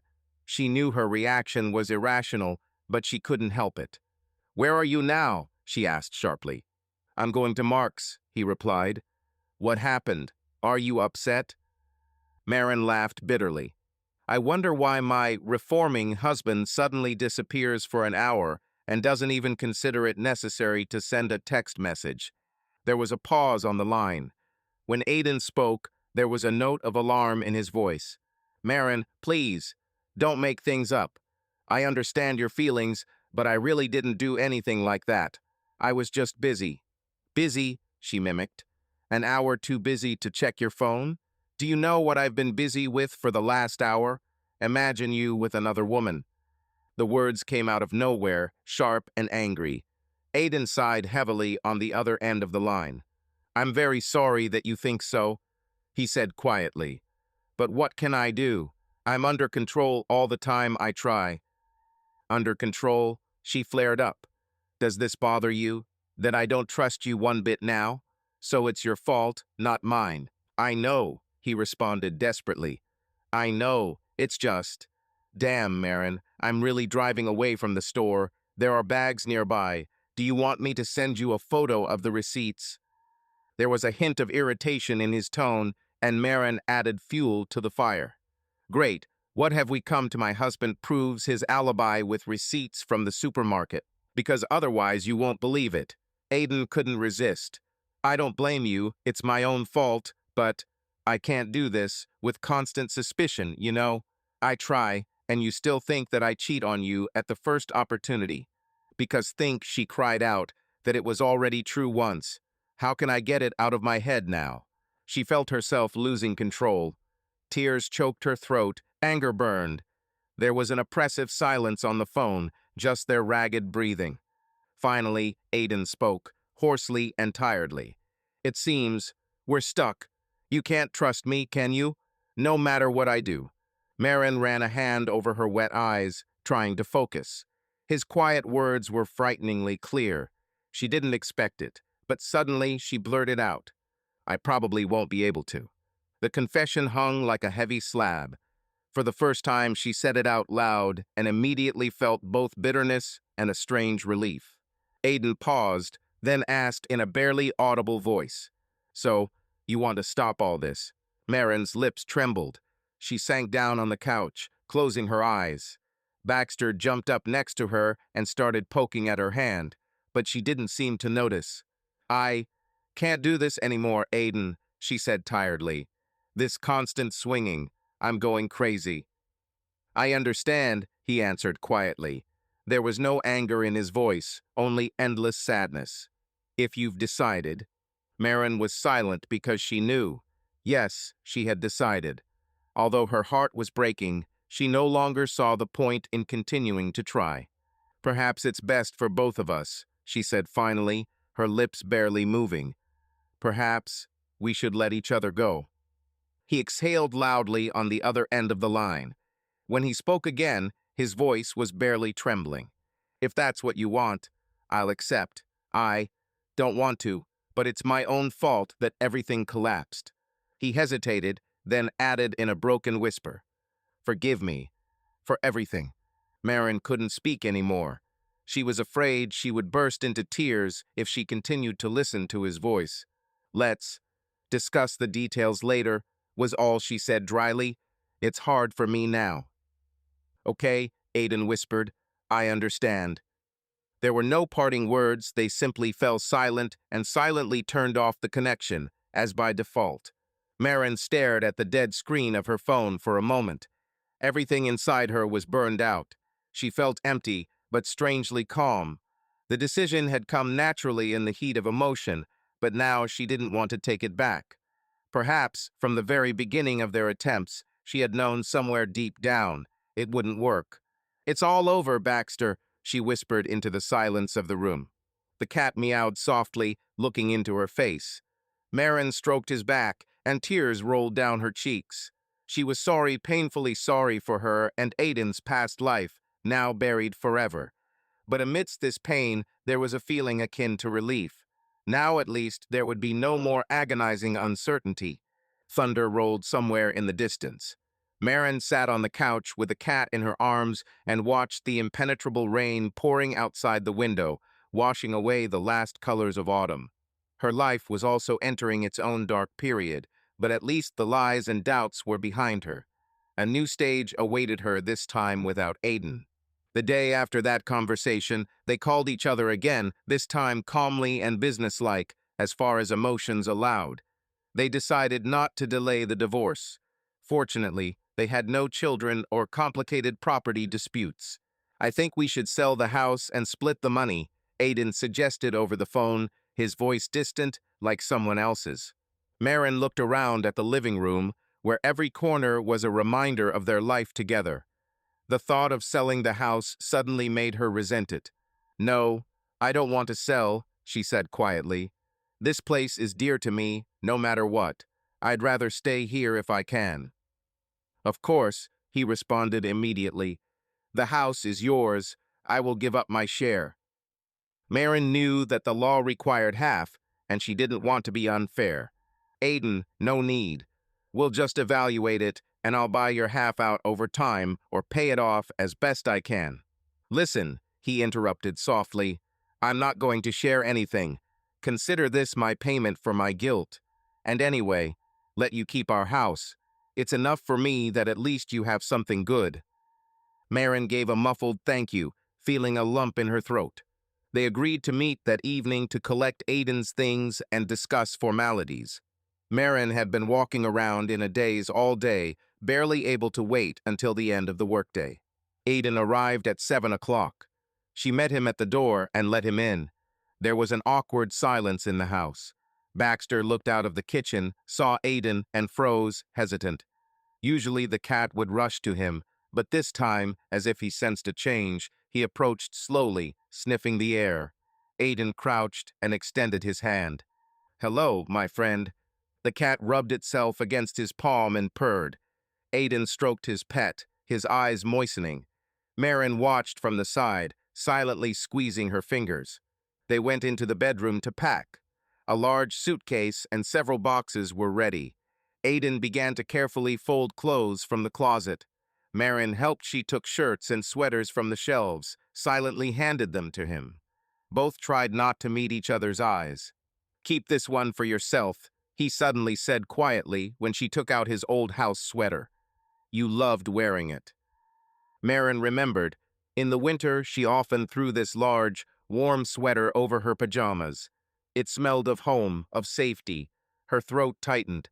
"No, take it." She shook her head, trying to speak evenly. "It's yours." Aiden didn't insist. They continued packing. Each item was imbued with memories. A concert ticket that fell out of his pocket. They had a wonderful time at a rock concert together. A family photo album that was found on the far shelf. Marin opened it mechanically. On the first page was their wedding photo. They were beaming with happiness, friends showering the newlyweds with rose petals. Marin felt like she was transported back to that sunny day. The white lace dress, her fingers trembling with happiness as she placed the ring on Aiden's hand, his excited smile, and the quiet, "I love you," said at the altar. They believed then that they would be together forever. Marin froze, looking at the image as if she were seeing strangers. Aiden came over and looked over his shoulder, too. For a few long seconds, they both stared at their former selves in silence. "Would you like an album?" Marin asked hoarsely, without taking her eyes off the photograph. "I don't know. It's probably better for you," he answered just as quietly. "Suddenly, someday you'll want to remember the good things." Marin smiled bitterly. "The good that no longer exists." Aiden said nothing. She closed the album and put it aside. When the boxes were full, they moved them into the hallway. The rain that had been pouring all day had died down by evening. There was a cold silence. The only sound was the raindrops falling from the roof onto the porch. Aiden put on his coat. Marin stood opposite him, mechanically fiddling with his set of house keys, which he had removed from his keychain and placed on the table. "I'll find out about the documents tomorrow," Aiden said quietly. "We can do it through an intermediary so we don't have to go to court. We'll just sign the agreement and that's it." Marin nodded. She didn't understand much about the procedures, but she trusted him to figure it out. "I think we'll be able to file in about 2 weeks," he continued, avoiding looking her in the eyes. "And then they'll decide. But I think they'll officially divorce by the end of the year." There were just over 2 months left until the new year. Marin nodded again, trying to catch some feelings in her soul. But she only felt emptiness and fatigue. Aiden exhaled loudly and slung his bag over his shoulder. There was nothing more to take from her. Everything they had acquired together remained in the house. He dropped to one knee and called to the cat. "Baxter, go ahead and say goodbye." The cat came over and Aiden pulled the furry little body to his chest, stroking it behind the ear. Baxter purred. Aiden closed his eyes. "Take care of him," was all he said, standing up. "He's our boy." Tears came to Marin's eyes. She knew he loved the cat too, and secretly she felt guilty that she was separating them. But Baxter would stay with her. There was no arguing. "I will," she whispered, if you want to visit him someday." She herself was surprised by her words, but they escaped probably because deep down inside it hurt her to deprive the cat of communication with the person whom he also considered family. Aiden shook his head, lowering the cat to the floor. "Probably not. It will be easier for everyone." He straightened up and grabbed the handle of the box. Marin finally forced herself to look him straight in the face. A haggard, tired, familiar face. It was hard to believe that now he would leave and no longer be a part of her daily life. "Goodbye, Aiden," she said quietly. He met her gaze, and something inside Marin trembled, so much pain and regret splashed in his eyes. "Goodbye, Marin," he replied barely audibly. "Thank you for all the good things." She was speechless. She just stood there, watching him walk down the path to the car, loaded with boxes. She wanted to run after him, to hug him one last time, but she only clutched the bunch of keys tighter to her chest. Aiden loaded the bags, closed the trunk, and paused for a second, as if waiting for her to call out. Marin didn't move. Then he got into the car. The engine started, the headlights snatching the wet trees from the darkness. A moment later, the car started moving and rolled away. Marin watched it until the red lights disappeared around the bend in the street. She closed the door. The house was hers now. The silence was deafening. Marin took a few steps into the living room and suddenly felt her legs giving way. She sank down on the couch, clapped her hand to her mouth, and let the tears flow, quiet and searing. Baxter jumped up next to her, and she hugged the warm cat through her sobs, feeling that otherwise she would simply fall apart. The divorce was finalized surprisingly quickly. By mid-December, all the papers were signed, the required deadlines met. On the day she had to appear in court for the final hearing, Marin was very nervous. It seemed that the final point should bring relief, but instead her soul was scratched by melancholy. They walked into a small courtroom where several other couples and lawyers were already sitting, discussing their cases. The air was thick with the smell of paper and the faint aroma of coffee from the machine in the corner. Marin noticed automatically how prosaic everything looked, even when the fate of a family was being decided.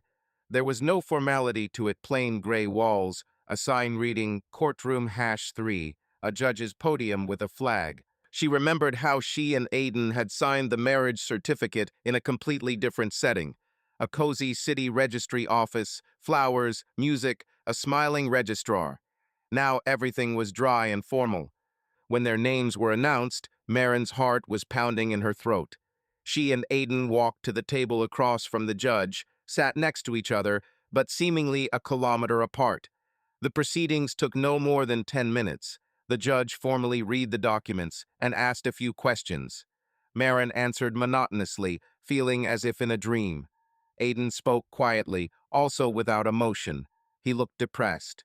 "The marriage is dissolved," came the final sentence, and the judge banged her gavel. Marin winced at the word dissolved. It felt like the room had gone silent for a moment, and all eyes were on them, even though no one really cared. Her hands were sweating, and she had to tighten her grip on her purse to keep from shaking. The judge was saying something else about issuing a divorce decree, about what to do next, but Marin heard the words as if through cotton wool. A few minutes later, it was indeed over. The secretary handed them the official papers confirming the end of the marriage and wished them luck in the future with the standard phrase. Marin mechanically accepted her copy of the document, looking at the seal and her now maiden name, which had been legally restored to her. It was a strange feeling, as if part of your identity had been annulled and the old one given back. They came out into the street officially as strangers. For a while, they simply stood under the awning while the rain pounded the roof. "Well," Marin breathed out, trying to force a smile. "Congratulations, you're free." Aiden smiled sadly at the corner of his mouth. "I'm not sure that this is a reason for congratulations." Marin looked down. She felt awkward. Neither enemies nor spouses, no one to each other now. "How are you in general?" he asked after a pause. "With work, with everything else." "It's fine," she shrugged. "Work distracts me, and so I'm getting used to it little by little." "I see," Aiden nodded. "I decided to move to Portland after the holidays. I found a job there." Marin was a little surprised, but didn't show it. "I think a change of scenery would do you good," she said earnestly. Portland was a couple of 100 miles away, far enough. "Probably," he hesitated, then added, "I just wanted you to know, in case you need me, although it's unlikely, but still." They both knew they were unlikely to seek each other's help anymore, but the gesture of notification was appreciated. "Thank you for telling me," Marin nodded. The rain had eased slightly. People ran past, wrapping themselves in coats. Aiden closed his umbrella. "Well," he said, straightening up. "Take care, Marin. I'm really sorry." He trailed off, noticing how she tensed at those words. "I'm sorry. Just be happy, please." Marin felt a pang in her heart. So many times she had dreamed of hearing him say, "Be happy," but in different circumstances, less bitter.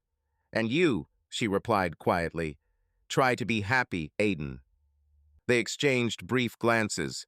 Aiden gripped the handle of his umbrella as if about to say or do something else, but then changed his mind. He extended his hand to shake, an oddly formal gesture after everything they had done. Marin hesitated for a second, then took his hand. His fingers were cold. She watched a drop of rain trickle down the strand of hair on his forehead. "Goodbye," she said with her lips alone. "Goodbye," he responded quietly. They both let go of each other. Aiden turned and walked quickly down the sidewalk, disappearing into the gray rain. Marin stood under the awning and watched him until he disappeared around the corner. There was emptiness inside. Instead of the expected relief, she felt a dull ache of loss rising from somewhere deep inside. It was the final loss not only of her husband, but also of a loved one with whom she had been connected for years. She stepped out from under the awning, turning her face to the drizzling rain. The drops mixed with the salty tears on her cheeks, but she didn't cry for long. Marin looked down at her left hand. Her wedding ring was still on her ring finger, worn out of habit, not daring to take it off before the time. Now, looking out at the empty street, she realized that the moment had come. Her fingers froze, then slowly pulled the gold band off. A barely noticeable light mark remained on her skin where the ring had been for so many years. Marin squeezed the ring in her palm. It was the last material tie to her marriage. She looked at it for another minute, then carefully put it in her coat pocket. She wasn't ready to throw it away yet, but she wouldn't wear it anymore. Sighing, she turned and walked toward the parking lot, where her car was waiting. At home, she thought, Baxter would be waiting for her, a warm blanket, and perhaps a cup of hot tea. There would be many lonely evenings ahead, but she decided, no matter, she could handle it, one step at a time. In the end, it was all over.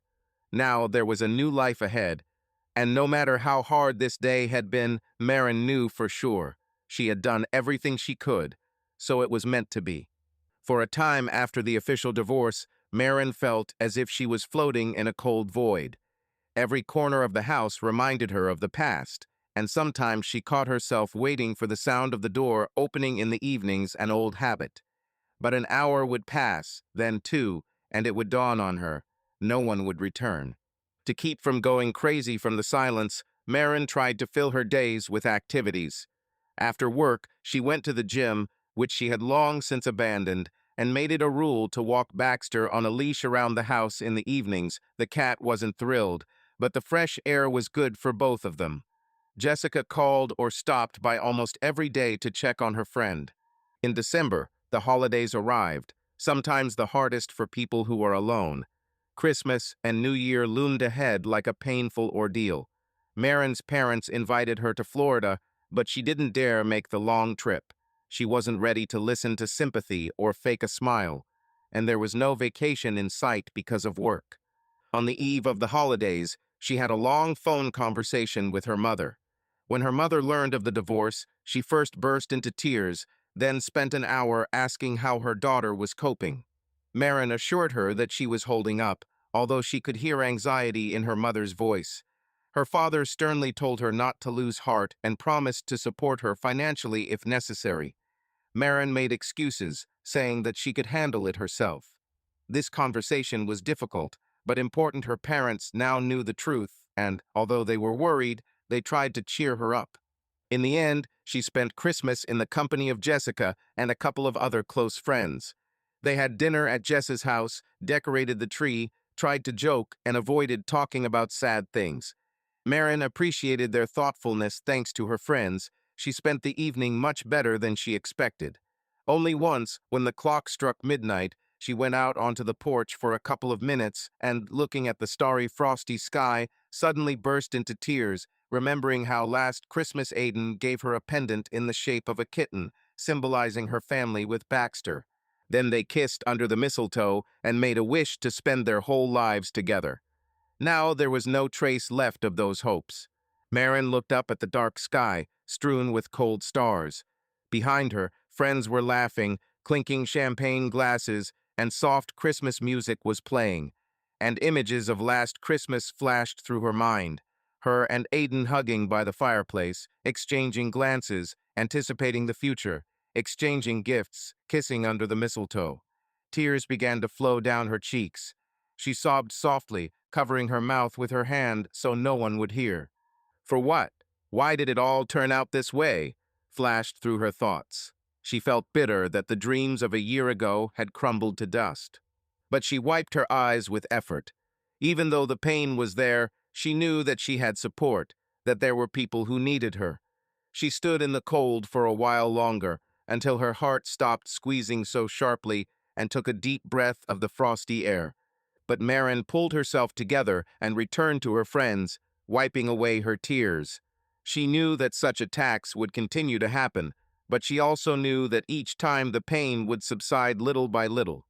At the beginning of the new year, she decided to update the furnishings in her home. One weekend, Marin decided to renovate the house. First, she and Jessica rearranged the furniture in the living room, trying several options until the space became lighter and more open.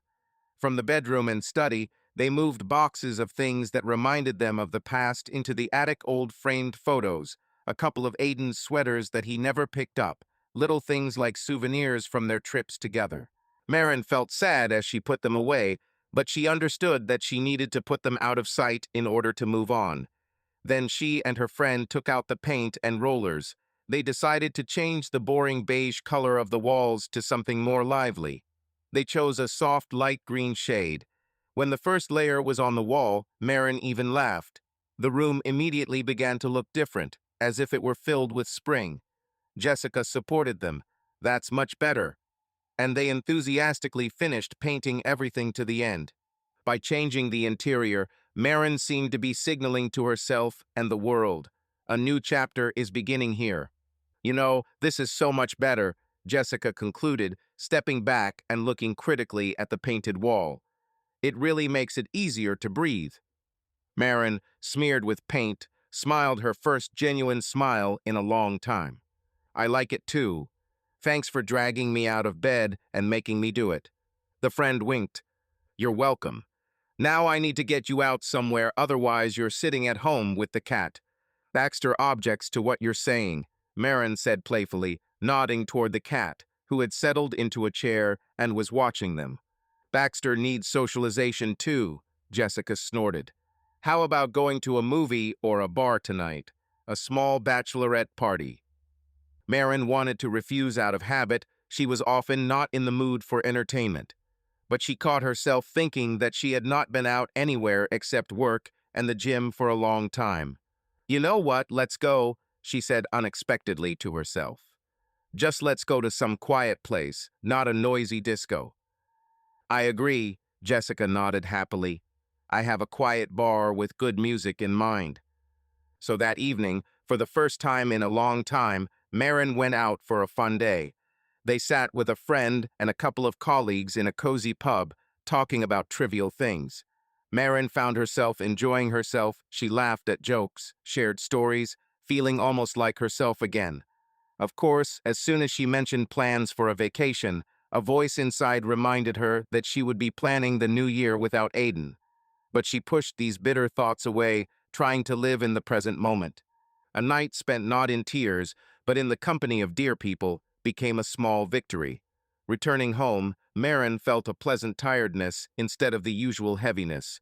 Baxter met her at the threshold with a quiet meow, and she, picking up the cat in her arms, said, I think we're getting better, baby.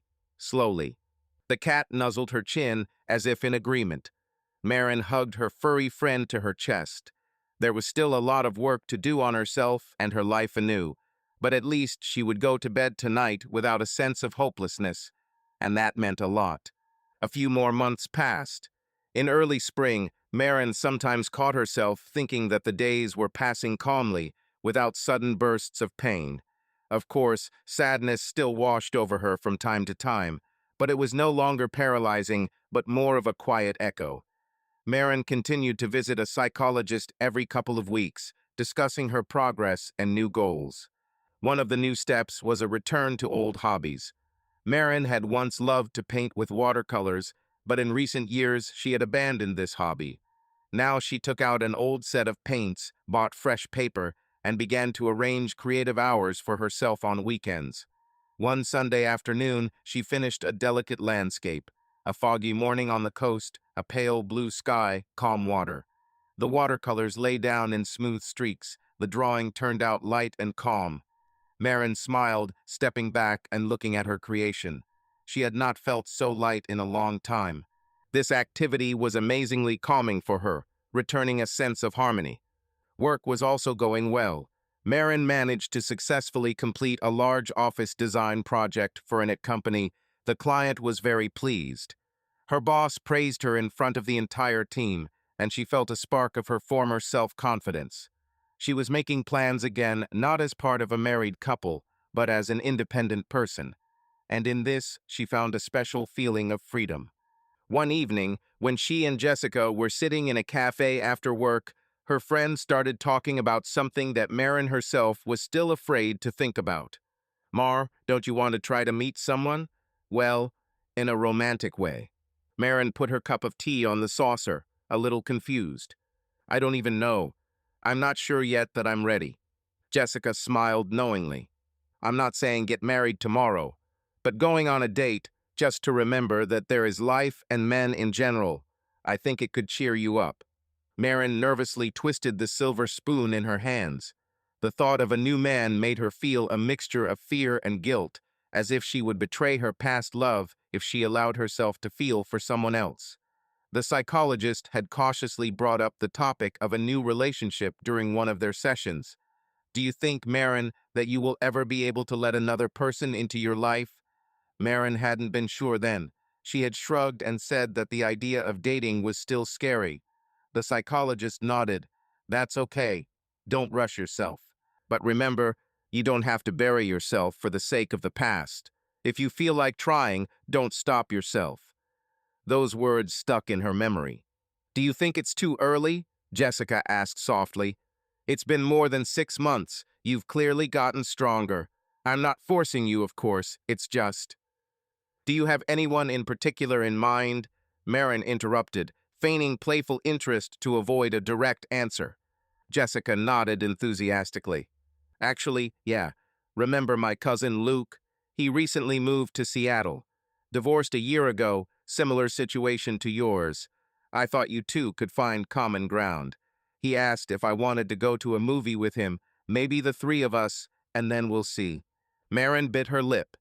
The idea of a date, even if not a solo one, but with a friend for support, was unsettling. But something inside her said, why not? It wasn't a commitment. It was just a new experience. "Okay," she said quietly after a pause. "Let's try to go.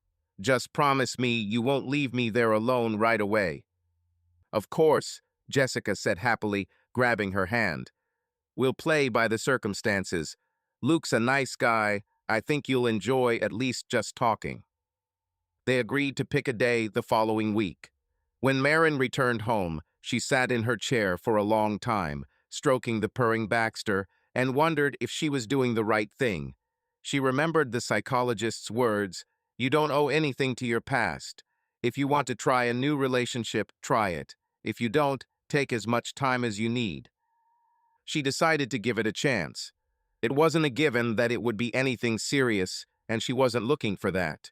She just wanted to feel like a young, alive woman again, not a recluse with a broken heart.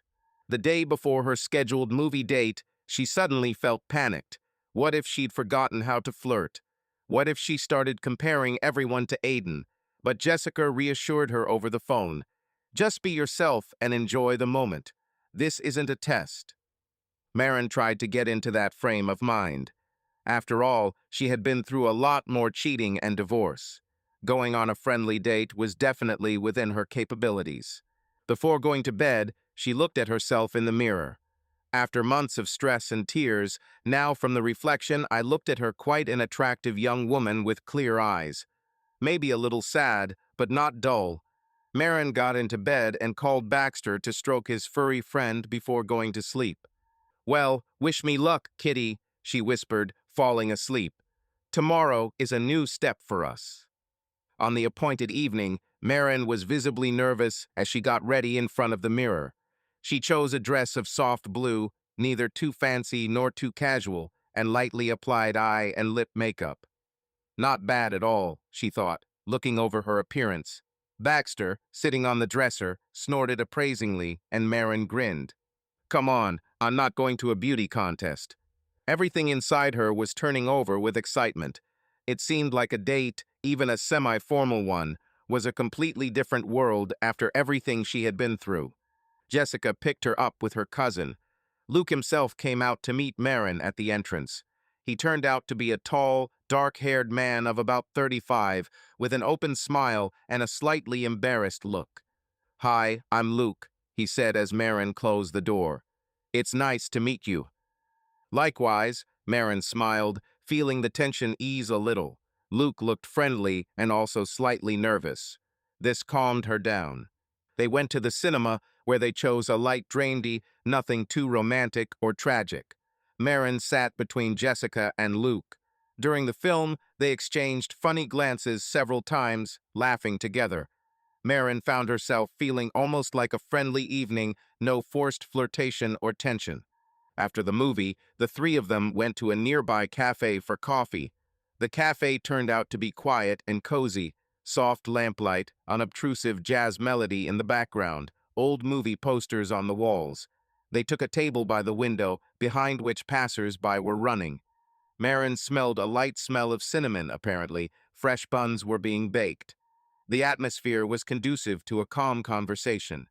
Jessica, smiling slyly, suddenly received an urgent call and went outside to talk, clearly leaving her cousin and friend alone. Marin smiled inwardly at this transparent trick, but was grateful to Jess for her tact.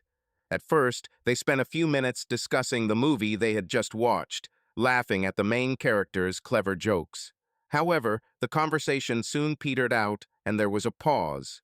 Luke was carefully stirring his latte with a spoon, and Marin, feeling similar excitement, sipped her cocoa. Finally, he decided to change the subject. "Jess told me a lot about you. To be honest, I was nervous before the meeting." "You?" Marin was surprised. "Why?" He shrugged. "Well, you have such a complicated story. You are very strong since you were able to go through all this. I didn't know what you would be like. I thought suddenly withdrawn or always sad, but you turn out to be very alive." Marin looked down at her cup in embarrassment. "I'm not always like this. I'm lucky with my friends, and time heals." Luke nodded. There was a moment of silence, then he decided to ask, "Is it hard for you to talk about this? If you don't want to, I understand." "About divorce?" She looked up. "Not like before. In a nutshell, my ex stumbled. We tried, but it didn't work." Luke listened carefully, nodding sympathetically. "Sorry, I have a similar situation, actually. My wife left me for another man. So, I understand you very well." Marin felt a pang of empathy. They really were in similar boats. "I'm sorry, too," she said quietly. "It's hard." "Yeah," Luke sighed, leaning back in his chair. "But now we know exactly what we don't want in a relationship, right?" He smiled, and Marin smiled weakly back. Probably so. They got to talking. They discussed how they were getting used to living alone again, laughing at the funny habits of bachelor life. Luke told how he got himself a puppy to make the house more fun, and now heroically fights with torn slippers and puddles on the carpet. Marin shared stories about the mischievous Baxter. Jessica returned a good half-hour later, visibly pleased to find them chatting animatedly. "So what do you have here?" she asked cheerfully, sitting down at the table. "Everything's great," Luke smiled at his cousin. "Your friend is a wonderful conversationalist." Marin felt a slight blush creep up her cheeks. She was pleased to hear the compliment, and most importantly, She was actually enjoying the conversation. Time flew by. It was getting dark when they emerged from the cafe into the cool spring air. Luke walked Jessica to her car, and Marin lingered on the sidewalk, admiring the pinkish sunset. Her soul was strangely calm. Luke returned to her. "Listen, Marin," he began hesitantly. "Can I ask, could we meet again sometime? Well, maybe for dinner or a walk, if you don't mind. Without the matchmaker cousin this time," he added with a smile. Marin looked at his open, kind face. She didn't have to think long, she wanted it. "Let's try," she answered softly. "I'll be glad." Luke's eyes lit up with joy. "Great. Then I'll get your number from Jess, or I'll write to you myself now," Marin decided, taking out her phone. They exchanged numbers as they said goodbye. Jessica was already waiting in the car, and, seeing the exchange of contacts, she raised her fists in a gesture of victory. Marin shook her head slightly, laughing. "Thank you for the evening," Luke said quietly as he left. "I haven't had such a good time in a long time." "Me too," Marin admitted. They awkwardly exchanged a semi-brotherly hug, then Luke opened the car door for her. Jessica beamed with contentment the whole way home. "So, how did it go? You seem to get along great." Marin looked out the window at the lights of the night city and felt a pleasant warmth in her soul. "Yes, everything went well," she responded with a smile. "You were right. It was worth a try." Her friend carefully placed her hand on her shoulder. "I'm very glad, Mar." Marin covered Jessica's hand on her shoulder with her palm. "Thank you. Without you, I would have remained in my shell for a long time." That night, as she lay down to sleep, Marin felt a quiet joy, even excitement, for the first time in a long time. Of course, there was no telling what lay ahead. Maybe she and Luke would just become good friends, maybe more. But what was important was that she had allowed herself to move on. Her heart, once shattered, was beginning to open up to the world anew. The summer sun gilded the calm waters of Lake Washington, the distant Olympic mountains shimmering on the horizon. A gentle, warm breeze rustled the maple leaves above them, bringing the scent of warm grass and water. Marin sat on a blanket beneath a spreading maple, watching a sailboat slowly float across the lake in the distance. Jessica and Luke lay huddled on the grass nearby, idly discussing plans for the coming weekend. Luke's puppy fumbled nearby on a long leash, trying to play with Baxter. The cat majestically ignored the puppy's clumsy attempts, basking in the sun next to his owner. "Your cat is a real philosopher," Luke laughed, looking at this picture. "My Buster is just a farce in front of him." "Baxter can be respectable," Marin agreed, smiling. "But when I take out his favorite toy, all respectability disappears." She glanced at Jessica. Her friend was lying with her eyes closed, her face turned up to the sun.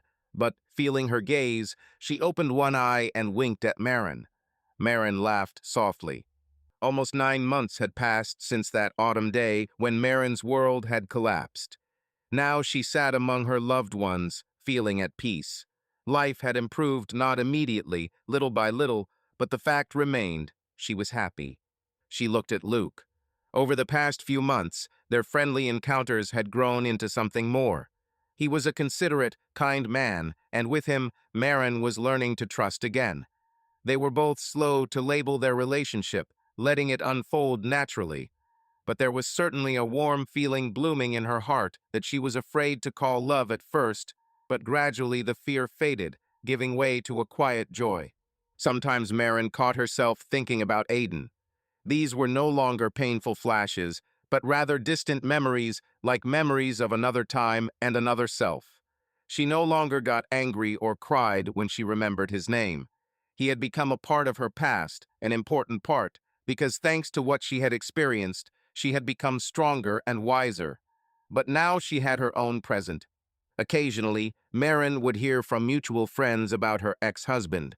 She heard that he had settled in Portland, working in the same field. They said that he, too, was trying to build a new relationship. When Marin first heard about this, she had mixed feelings but quickly realized that this was even a good thing. It meant that he was moving on, too.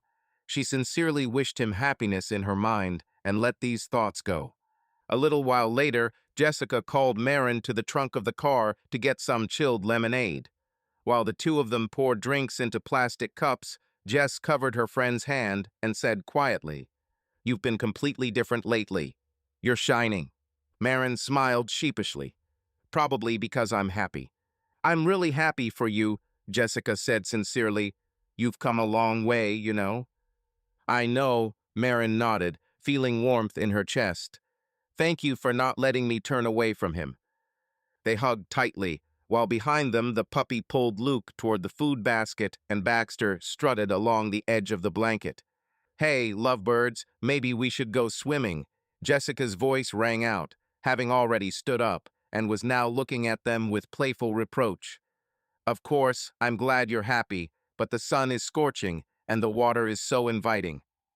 Marin and Luke laughed. "Right away, let's go," Marin responded. "Give me a minute, our romance." Jessica snorted and walked forward towards the shore, beckoning the happily yapping puppy to follow her. Marin, meanwhile, turned to Luke and said quietly, "You know, I'm really happy." Saying this out loud, she felt her heart fill with gratitude to her fate, to her friends, to herself. Luke smiled tenderly, looking into her eyes. "You deserve happiness, Marin. I am very glad to hear these words." She covered his hand with hers. "And thank you for being there and patiently waiting until I could trust again." "It was worth it," he answered seriously. In the distance, Jessica waved at them from the water, laughing. Baxter waded carefully through the shallows, wondering how deep he could go, and the puppy was already running around him, throwing up little fountains of spray. "Shall we go?" Marin asked. "Let's go," Luke nodded. They stood up, and Marin, taking his hand, ran to the water towards her friends, the sun, the spray, and her new, bright future. "Dear Aiden, I don't know if you'll ever read this letter. Most likely not. I'm writing it for myself, to finally put an end to it and say goodbye for real. It's been almost a year since I found out about the betrayal. A year that became the hardest in my life, but ultimately the most important. I want to tell you what I couldn't or didn't have time to tell you in person. I forgive you. That's the main thing. For a long time, I thought I couldn't do it, but I realized that holding on to resentment and anger would only drag me down. Forgiveness doesn't mean forgetting or justifying. It means I stopped letting your actions hurt me any longer. Your betrayal hurt me in ways that words can't describe. There was a time when I thought I'd never be able to forget or forgive. But a person can't live with an eternal wound in their heart, and I couldn't. Over time, the pain dulled. I looked at our story from the outside. Yes, you did badly, very badly. You destroyed our trust, our family. But now, looking back, I understand. We both failed in some way. I am not making excuses for you. It was your choice, and you chose wrongly. But I no longer hold a grudge. We are all human, and we make mistakes. Our chapter ended in divorce, but it doesn't cancel out the good things that happened between us. I keep our wedding album and the sweet gifts you gave me in the past years. For a long time, I couldn't look at them. Tears would immediately come to my eyes. But now I can turn the pages of the album without pain. Our wedding day was truly happy, and I want to remember it without bitterness. We had wonderful years, full of sincere love, care, and fun moments. Thank you for all the good things from those times. After the breakup, I thought my life was falling apart forever, but it went on. I was able to get back up, although not without the help of my loved ones. You know who was really there for me when everything went to hell? Our cat Baxter. Funny, right? That same traitor who gave you away with his find ended up being my personal healer. Every time I cried, he would come to me and lie down next to me as if to say, "I'm here. You're not alone." For that, I am eternally grateful to him. I'm also grateful to Jessica and all my friends. Maybe you are grateful to them too, if you've thought about it. They were my rock while I learned to walk again emotionally. I'm doing well now. I can truly say that I feel good.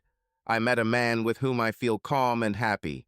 You don't know him, but don't worry, he's good. I don't know what will come of this in the future, but the important thing is that my heart can love and trust again. This means the wound is healing. I truly wish you to find your happiness.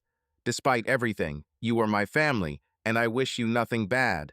May everything work out for you in love, in work, in life. I wish you to become a person who will never cause such pain to yourself or others again. Appreciate the trust of those around you, and be honest first of all with yourself. You deserve a chance to become better than you were, and I believe that you will succeed. Our journey together has ended, but each of us has our own journey ahead. Thank you for the good that was, and goodbye. I let go of this pain and you. Take care of yourself. Sincerely, Marin. Subscribe to our channel so that your love doesn't cheat on you, and go ahead and listen to the next story, because this story is nothing compared to the next one. If you're under 18, don't even think click to the next one.